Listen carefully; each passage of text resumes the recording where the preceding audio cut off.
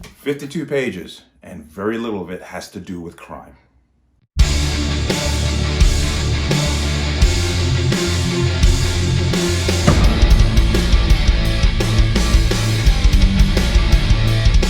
Welcome to another installment of the Connecticut Gun Bench. Today's video is brought to you by P.A.N. Firearms, LLC. P.A.N. Firearms for your NRA certification and multifaceted gun training.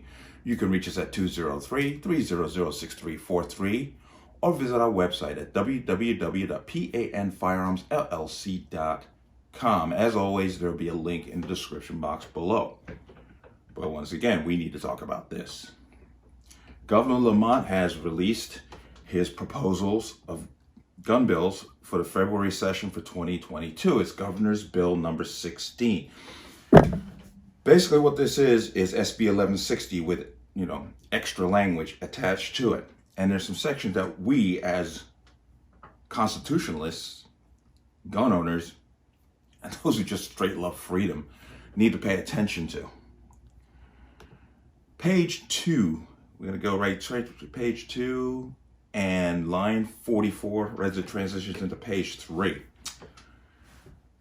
No person shall complete the manufacture of a firearm without subsequently obtaining a unique serial number or other mark of identification from the Department of Emergency Services and Public Protection pursuant to subsection B of this section, and 2, engraving upon or permanently affixing to the firearm such serial number or other mark in a manner that conforms with the requirements imposed on licensed importers and licensed manufacturers of firearms pursuant to 18 U.S.C. 923I, as amended from time to time, and any regulations adopted thereunder. And there's a lot more here, obviously, but this is another part that we need to talk to. This is going to be page 3, line 72. C1, on and after January 1st, 2023, no person shall possess a firearm without a serial number or other mark of identification unless A, such person has declared possession of such firearm pursuant to subdivision 2 or 3 of this subsection, or B, such person has applied to obtain a unique serial number or other mark of identification from the Department of Emergency Services and Public Protection pursuant to subsections A and B of this section, and such person has not yet received such serial number or other mark of identification. Okay, any person, this is going into line 80, any person who, prior to January 1st, 2023, lawfully possesses a firearm without a serial number or other mark of identification manufactured prior to October 1st, 2019, shall apply by January 1st, 2023. Then it goes into the basically qualifiers that can get you past this section: member of the military or naval forces of the state, or the person was out of the country, so forth and so on. But, so basically this language says that lawfully possess a firearm without a serial number or other mark of identification manufactured prior to October 1st, 2019, shall apply by January 1st, 2023. So you have to basically have this item manufactured before 2019, and by 2023 you must have it registered and serialized and have an engraved mark, serial number or whatever it may be. Now the next section I want to go down to, I'm going to leave this there's a lot here, it's 52 pages, but I just want to skip over a lot of it because it's just a lot of legal lingo and get to the parts that are a direct effect. Now this is the big section here. This is page 16, line 441. This is describing an assault weapon and the features that are attached to the assault weapon. Like I said, this is SB 1160 with extra language. But if you go down to, this is page 16, line 441, as I said, here it is.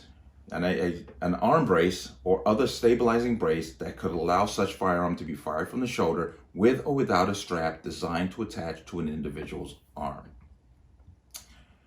I have made 2 videos concerning this. One where the DOJ was trying to reclassify what an arm brace actually is, and another when Governor Lamont made his little, press conference discussing actually this bill.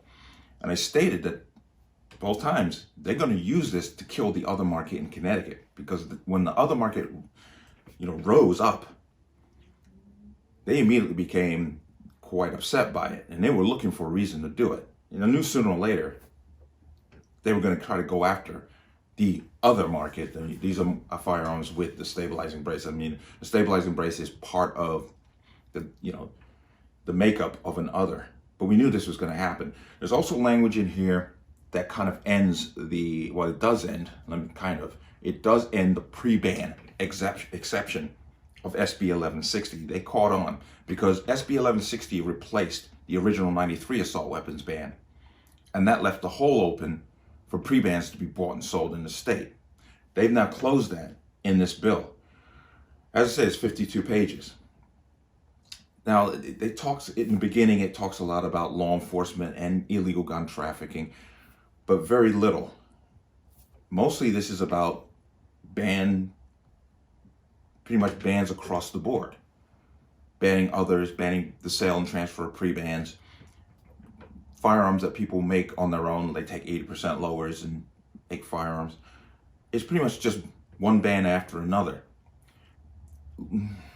They claim this is about public safety, but as always, you got to step back and say, well, how does telling good people what they can or cannot do make other people safe? It doesn't. It's just a farce. This is once again just another step in the erosion of the rights. Now, Governor Lamont, and I'm going to go back to this because I've used this clip before. In his press conference where he was talking about exactly this bill here, he said something, well, at least one thing that I found very troubling. And I'm going to play it, I'm going to get it up for you. We are one of the safest states in the country. And unlike some of those states which have much more permissive gun laws and guns are everywhere, our gun violence is much less. And that's not good enough. I've just been shocked over this last couple of years. We have more damn guns in the street than ever before in this state right now. We have more legal guns, we have more illegal guns. As your Dick say, they're coming in from out of state. And more guns on the street, more guns in the home means more gun violence, and we're suffering from that gun violence. Listen to the language. There are too many legal guns and illegal guns in the state. If that doesn't raise the hackles on the back of your neck, nothing else will. He's pretty much letting you know, hey, I'm just considering legal guns and illegal guns in the same pot. As he claims that more guns in the home leads to more violence. Well, that doesn't work. It doesn't work. You can't just say because some more people are buying firearms, all of a sudden violence or death incrementally rises with it, because that hasn't been the case. We've had more guns sold in the last year than, if I'm correct, ever in history. But death has not risen because of that. But once again, it's propaganda and nonsense.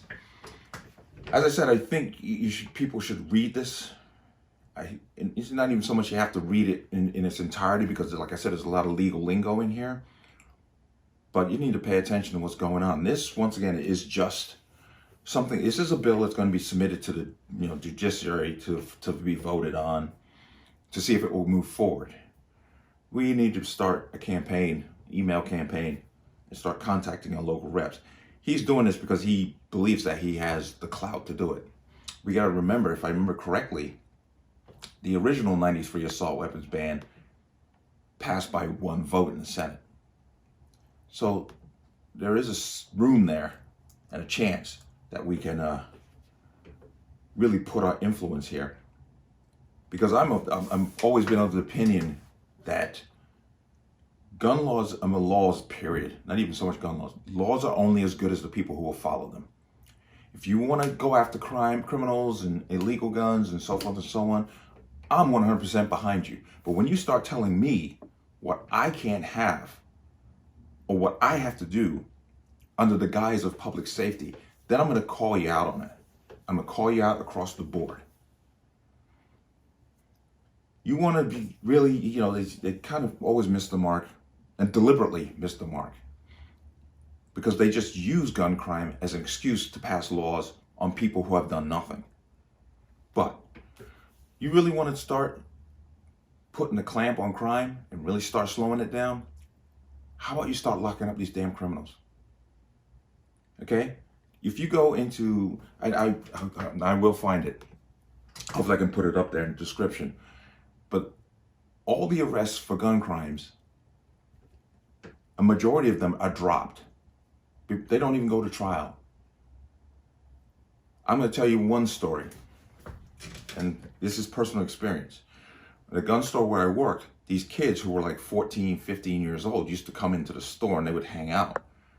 And I always approach them and say, there's nothing I can help you with here. Why don't you guys move on? So one day after they left, a detective that I knew came in and I said to him, these kids have been hanging out here a lot. And I don't know what they're up to. They're not old enough to do anything in the store, so I'm not sure why they come here. He went down the street to him and intercepted him. I guess he spoke to him. When he came back, he said, oh yeah, I know who they are. They're the ones that robbed another gun store like 2 weeks prior. I'm like, wait a minute, they robbed another gun store 2 weeks prior and they're on the street now. It's like, yeah, they're part of a gang that he told me the neighborhood. That's the problem. We don't hold criminals accountable.